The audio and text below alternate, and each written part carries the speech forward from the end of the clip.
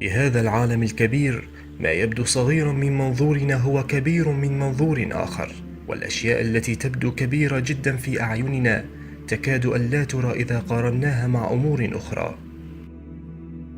فعندما نتفكر في حجم الكون بالنسبة للأرض، يبدو مثل الخروج من الرحم إلى الدنيا، بل هو أكبر بكثير لدرجة لا نستطيع تخيلها.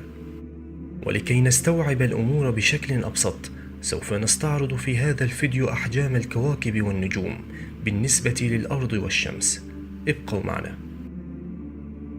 في البداية، إن حجم كوكبنا الأرضي أمام حجم الكون كله وما يحتويه من المجرات هو أصغر من حجم حبة الرمل في وسط الكرة الأرضية، بل هو أصغر من ذلك بأضعاف أضعاف أضعافها.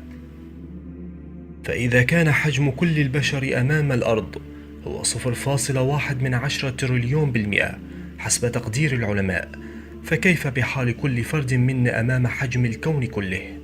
بل كيف بحجم كل نفس بشرية أمام خالقها وخالق كل شيء؟ سوف ندعكم في رحلة استكشافية لجزء صغير جدا لا يكاد أن يذكر في حجم الكون، لنتفكر بعظمة الخالق سبحانه وتعالى.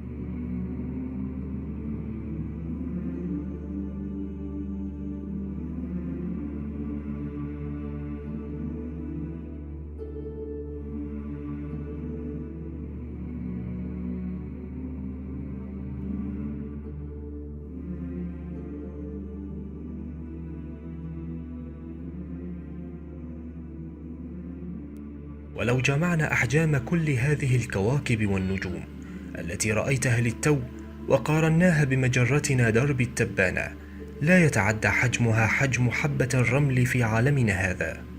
وللعلم، إن حجم مجرة درب التبانة متوسط إلى صغير الحجم جانب المجرات الأخرى، ولكن بالنسبة للكون تبدو كنقطة في فراغ كبير.